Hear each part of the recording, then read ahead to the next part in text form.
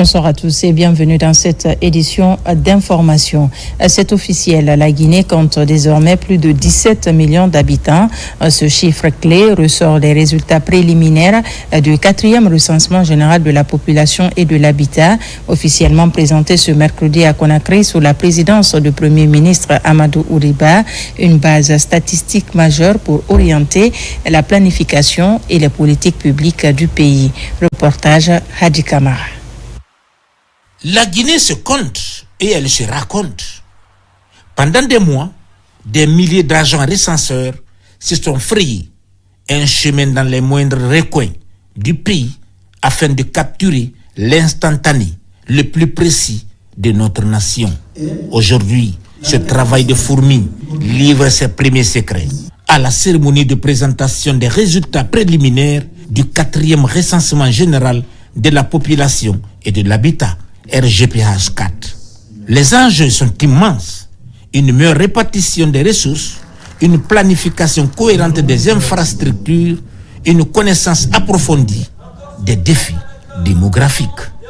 Les résultats préliminaires que vous venez de présenter tout à l'heure constituent une première lecture actualisée de notre nation. Une photographie vivante de la Guinée qui compte désormais 17 521 167 habitants, de sa jeunesse avec les moins de 35 ans représentant 79% de la population, de ses dynamiques démographiques avec 51,8% de femmes et 48,2% d'hommes, de ses territoires avec 61,3% de la population vivant en zone rurale et 38,7% en zone urbaine. Cette initiative s'inscrit pleinement dans les priorités soutenues par le groupe de la Banque mondiale, notamment à travers le projet FASAOK, auquel la Guinée participe avec un financement fourni de la Banque mondiale de 45 millions de dollars américains.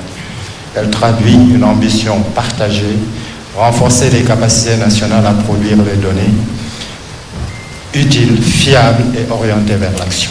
Derrière ces chiffres préliminaires se dessine le visage de la Guinée de demain. RGPH 4 est le miroir de notre réalité sociale et économique.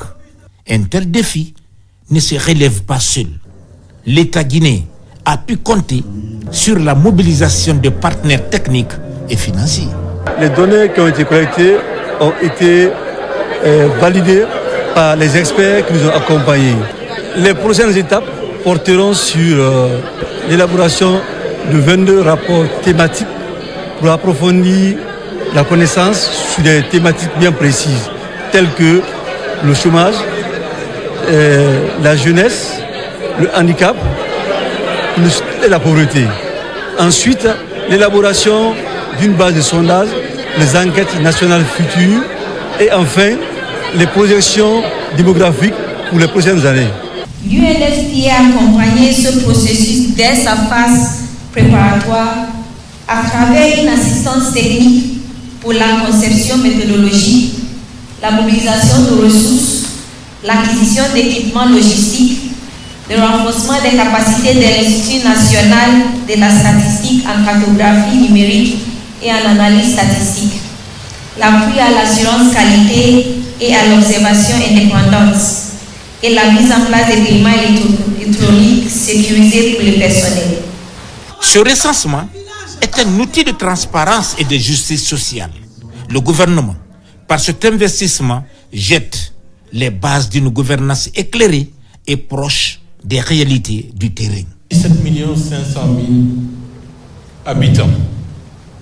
Il faut qu'on fasse comprendre à nos compatriotes, cela ne veut pas dire qu'il y a 17 500 000 Guinéens. Il y a 17 500 000 personnes qui vivent en République de Guinée. Et dans le RGPH 4, la diaspora n'est pas comprise dedans. Donc c'est les populations résidentes. Les statistiques améliorées nous permettraient d'avoir une idée de combien exactement nous sommes en République de Guinée des citoyens et des citoyennes de ce pays, et par extension vérifier dans les recensements des autres pays, éventuellement, la composition et la répartition de nos compatriotes, surtout dans les pays limitrophes, pour avoir une idée de combien sommes-nous en tant que citoyens guinéens. Les chiffres sont éloquents. Nous pouvons faire plus de 20 millions, 22, 23, 24 millions de Guinéens répartis à travers le monde. À travers ces différents discours, désormais, c'est la voix de tout un peuple qui résonne. Cela porte les espoirs de nos campagnes, les ambitions de notre jeunesse et les défis de nos villes. Aujourd'hui, grâce à la vision du président de la République, Mamadi Doumbouya, et à la mobilisation de tous, la Guinée montre son engagement sans faille à promouvoir la planification du développement. En région forestière, la protection de la biodiversité franchit une nouvelle étape. Le projet d'amélioration des capacités de planification de la biodiversité mise désormais sur le renforcement des compétences locales pour concilier conservation des écosystèmes et développement économique durable. Les communautés riveraines sont impliquées dans la conception et la gestion des pépinières. Mohamed Saliou Paye, Lancé Kamisoko, Mohamed Lamine Diallo.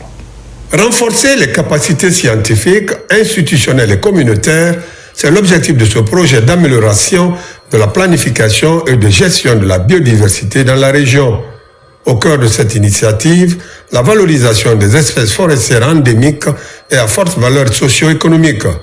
Une démarche qui place les communautés au centre de l'action environnementale. Nous sommes à notre 3e année et on est en train de nous édifier sur les plans des espèces forestières tels que les petits koalas, les bêtes médias et gynopia. Souvent, on a l'habitude de les mettre en pépinière. Et on a dégagé l'importance des pépinières, comment faire pour gagner de l'argent sur ces espèces pérennes. Depuis qu'on est là, on est sur les plans, comment avoir l'intérêt de tout ce qu'on fait. Travailler beaucoup pour que la sueur coule là, c'est pas bon. Il faut travailler techniquement. C'est la tête qui joue à l'heure là. Cette formation vise à doter ces acteurs locaux d'outils concrets pour assurer la viabilité économique et la gestion durable de leur initiative. Nous voulons que ces communautés voient l'importance de ces espèces, que ce soit médicinales, économiques ou forest, que ce soit au niveau écologique. Nous voulons que ces communautés voient également qu'elles peuvent gagner de l'argent avec ces espèces forestières-là.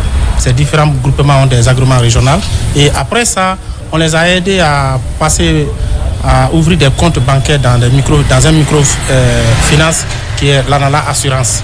Et ces groupements aujourd'hui, chaque fin du mois, tout ce qui est élaboré dans le statut et règlement, ces groupements mettent en valeur. Les pépinières communautaires représentent un levier stratégique. Elles permettent la production et la diffusion d'espèces locales menacées ou à forte valeur économique. À travers cette approche intégrée, le projet ambitionne de concilier conservation environnementale et développement local en soutenant des initiatives économiquement rentables et écologiquement responsables. À l'actualité encore, la première édition du Salon du livre islamique de Guinée a pris fin à Conakry. Elle était placée sous le thème « Islam, éducation et citoyenneté pour une jeunesse spirituellement engagée au service de la nation ». Ce salon a été dédié à la promotion de la culture, de l'éducation et de l'engagement citoyen. Reportage Ismaël Nabé, Marwan Kamara. Après plusieurs jours d'exposition, de panels et d'échanges intellectuels, le premier salon du livre islamique a pris fin à Conakry. Organisé par l'ONG Tous contre l'ignorance et les éditions Plumes Inspirées, cette première édition a mis en avant des publications locales favorisant la réflexion sur la spiritualité, la formation intellectuelle et le rôle de la jeunesse dans le développement de la nation. Oui, le bilan de ce premier salon du livre islamique de Guinée est réjouissant et réconfortant. Et sur les 3 jours du salon, nous avons eu plus de 1500 visiteurs et plus de 60 000 personnes touchées en ligne et près de 500 ouvrages vendus sur le site. Et cela est une joie immense que nous partageons avec tous ceux qui ont été à nos côtés durant ces 3 jours. Au-delà de la vente d'ouvrages, ce premier salon du livre islamique est aussi un espace de dialogue intergénérationnel et la promotion des valeurs de paix, du civisme et de la responsabilité sociale. Avant l'arrivée de la colonisation, nous avons ici beaucoup de nos grands-parents, surtout au Fouta, en Haute-Guinée, qui ont écrit beaucoup de livres. Donc c'est pourquoi je tiens d'abord à remercier le comité d'organisation qui ont initié cette belle initiative. En ce qui concerne le livre, ça parle de nos grands-parents qui ont eu à faire le pèlerinage, soit à pied, soit par la voie terrestre, soit par bateau. Ils sont nombreux. J'ai vu qu'ils étaient dans les poubelles de l'oubliette. J'ai voulu les ressusciter, vu l'intention qui les a amenés à sacrifier leur vie, à sacrifier leurs biens pour faire le pèlerinage au lieu saint de l'islam. Nous avons été très surpris de constater que, au-delà de l'aspect religieux, au-delà de l'aspect saint du livre islamique, la population guinéenne s'est fortement mobilisée et la population s'est intéressée aux livres que nous avons pu découvrir ici durant ces 3 jours. J'ai aussi transmis à ces acteurs le souhait de les voir compétir dans tous les événements, dans toutes les activités, en parlant notamment du Grand Prix littéraire du Président de la République, qui est un prix qui récompense les auteurs, les maisons d'édition et globalement les acteurs du livre, les acteurs de la chaîne du livre en République de Guinée. Le premier salon du livre islamique de Guinée referme sur une note d'espoir et d'inspiration avec la promesse d'une jeunesse mieux outillée, intellectuellement et spirituellement pour servir la nation. Et pour terminer, la finale du tournoi de la paix s'est tenue au stade de Lambagny. C'est une initiative des Voix de Lambagny pour promouvoir le vivre ensemble. Le récit avec Tierno Maroufba et Mikini Moussa Kamara. Plus de 2000 spectateurs au stade de Lambagny. Ils sont venus assister à la finale de la première édition dotée du trophée Les Voix de Lambagny, une structure engagée dans la promotion des acquis de la République. Cette compétition a été organisée dans le but de stimuler le vivre ensemble en Guinée. La paix est une denrée précieuse. Nous nous engageons dans la consolidation de la paix à Lambagny pour accompagner les actions du président de la République. Au-delà du caractère sportif, les messages de paix sont véhiculés. Nous devons nous donner les mains pour construire notre pays. Ce match de football a mobilisé diverses organisations de la société civile pour célébrer la concorde nationale. Voilà qui met fin à ce journal. Merci de nous avoir reçus chez vous. L'actualité se poursuit sur notre site le www.rtgguinée.info. Je vous dis à très vite pour d'autres actualités de la Guinée, notre paradis, terre de richesse et d'innovation.